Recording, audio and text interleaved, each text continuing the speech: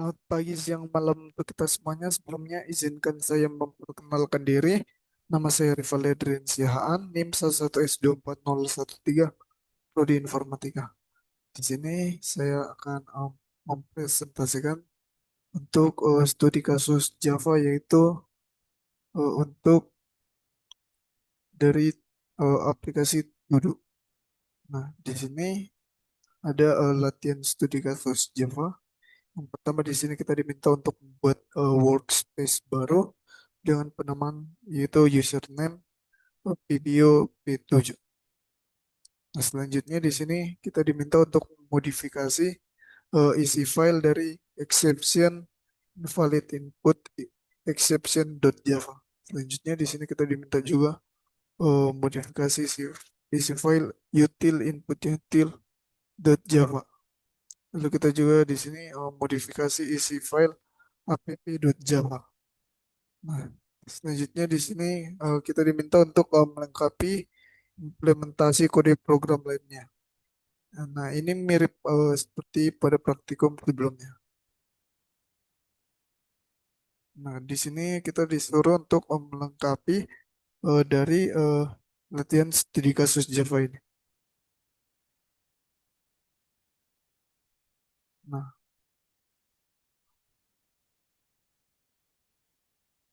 untuk proyek to-do list ini dia menerapkan pola eh, arsitektur berlapis.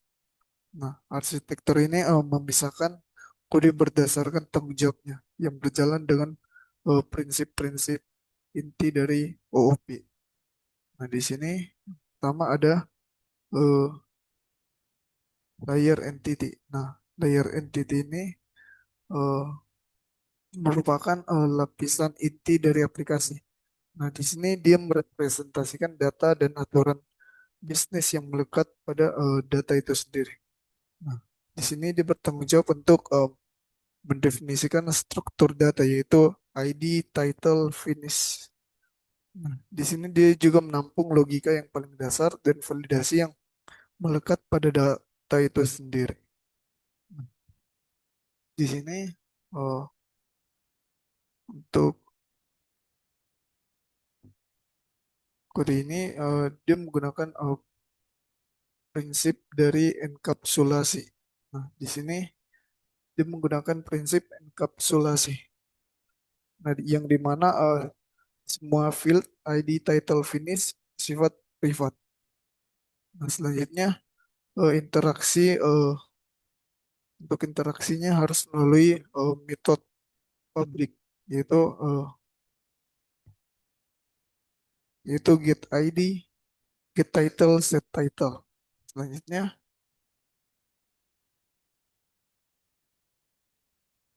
selanjutnya metode set title menyembunyikan logika validasi. Nah, kelas lain yang ingin mengatur judul tidak perlu tahu bagaimana validasi dilakukan. Mereka hanya perlu tahu bahwa validasi itu ada dan akan melempar invalid input exception jika gagal.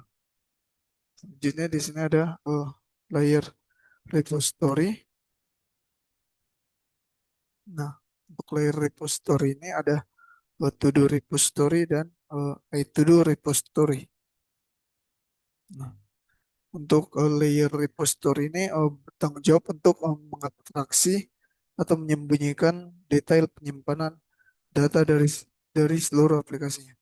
Dia bertanggung jawab berinteraksi langsung dengan sumber data, lalu menyediakan fungsi create, read, update, delete yang dasar.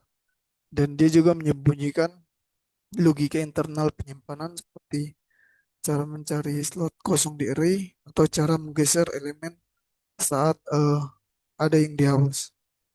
Nah, di sini dia menggunakan metode dia menggunakan abstraksi dan polymorphism. Nah, di sini iTodo repository. Nah, iTodo repository ini merupakan interface. Nah, ini adalah bentuk abstraksi murni. Nah, interface ini mendefinisikan kontrak apa yang bisa dilakukan tanpa beritahu bagaimana mengimplementasinya. Selanjutnya di sini ada to-do repository. Nah, to-do repository ini adalah implementasi konkret dari kontrak tersebut. Nah, di sini untuk ini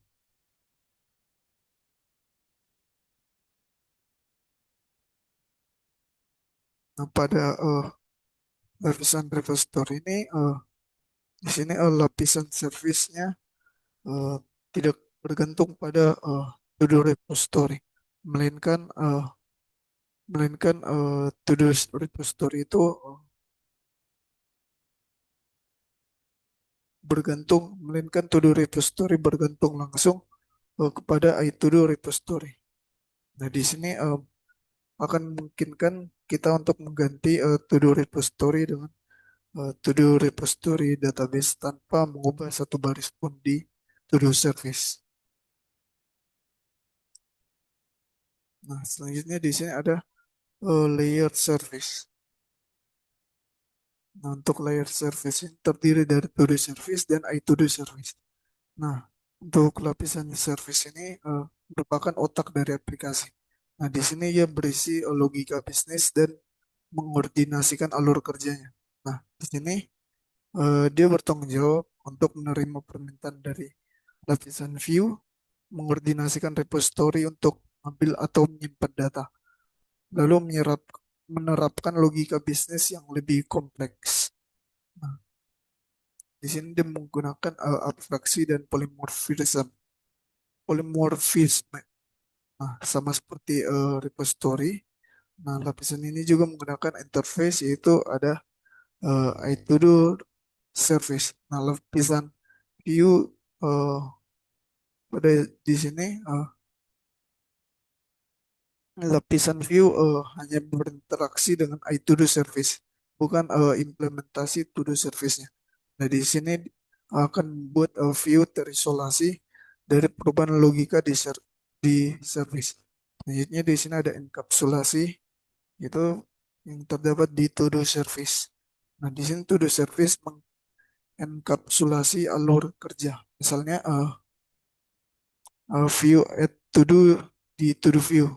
Di sini dia hanya perlu manggil to do service add to do title. Nah, to do view tidak perlu tahu bahwa di dalamnya to do service membuat objek new to do title. Nah, lalu memanggil to do repository. Nah, to do lalu memanggil to do repository repo add to do. Nah, semua langkah itu dibungkus rapi dalam satu metode service add to do. Selanjutnya di sini ada layer view. Nah, untuk layer view ini merupakan satu-satunya bagian yang berinteraksi langsung dengan pengguna. Nah, dia bertanggung jawab untuk menampilkan data, menerima input dari pengguna, validasi input khusus tampilan, mendelegasi semua pekerjaan.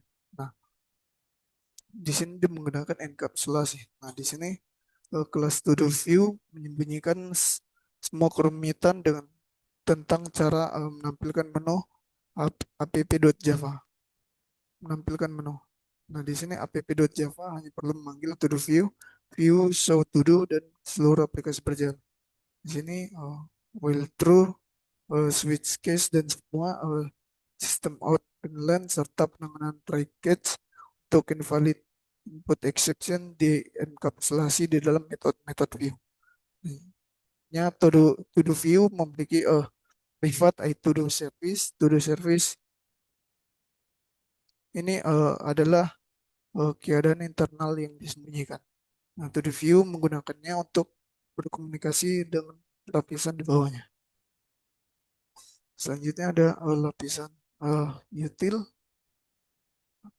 itu ada input util. Nah, ini adalah kelas pembantu. Nah, di sini dia menerapkan enkapsulasi dengan menyembunyikan objek scanner sebagai privat static. Kelas lain tidak perlu tahu cara kerja scanner, mereka hanya perlu memanggil input util input. Selanjutnya ada layer exception, invalid input exception. Nah, ini menerapkan inheritance atau pewarisan. Nah, invalid input exception mewarisi semua sifat runtime exception. Nah, ini memungkinkan untuk diperlakukan sebagai exception standar sekaligus membawa informasi spesifik yang kita tentukan sendiri.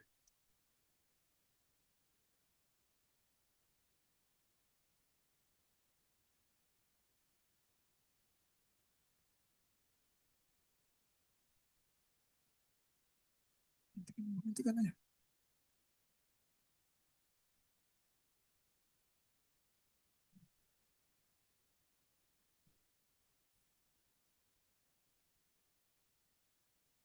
untuk menjalankan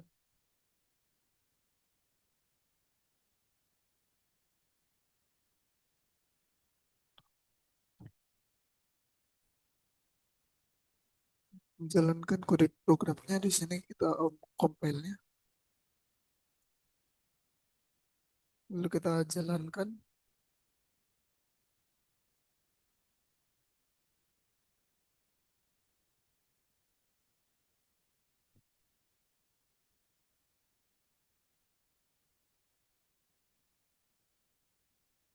Nah, di sini kita akan menyesuaikan dengan eh,